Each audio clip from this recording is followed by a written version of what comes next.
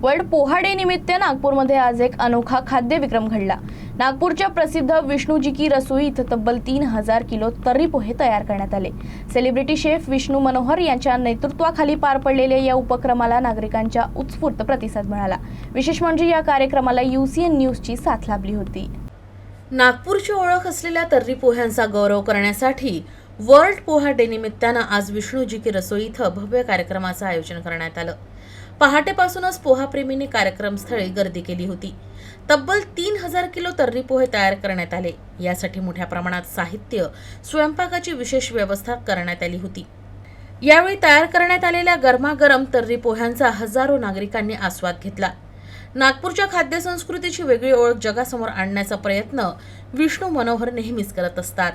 खूप छान वाटतंय की नागपूरचे आपले तर्री पोहे हे जागतिक नकाशावर जात आहेत आणि जगात त्यांची ओळख होते की पोहे म्हटलं तर हिंदुस्थानामध्ये इंदोर आणि नागपूरचं नाव येतं।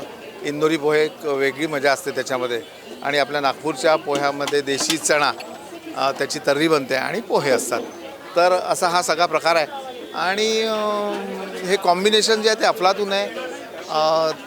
तर्रीमध्ये तुम्हाला प्रोटीन्स मिळतात आणि पोह्यामध्ये तुम्हाला कॅल्शियम मिळतं आणि स्टेपल फूड आहे, सकाळ नागपूरकरांची यानी होते। दरम्यान वर्ल्ड पोहा डे निमित्तानं झालेल्या अनोख्या उपक्रमानं नागपूरकरांचा उत्साह आणि तर्री पोह्यांवरील प्रेम पुन्हा एकदा अधोरेखित झालं। हा जो कार्यक्रम विष्णूभाऊ करतात ना, दरवर्षी आम्ही या कार्यक्रमाला राहतो आणि जे काही ते बनवतात, एकदा मी खिचडी खाल्ली होती याची, ही खरोखरच म्हणजे खूप चवीदार आणि खूप स्वादिष्ट होती। आजही त्यांनी पोहे आणि जे चना तरी बनवली ती आपल्या महाराष्ट्राची एक ओळख आहे।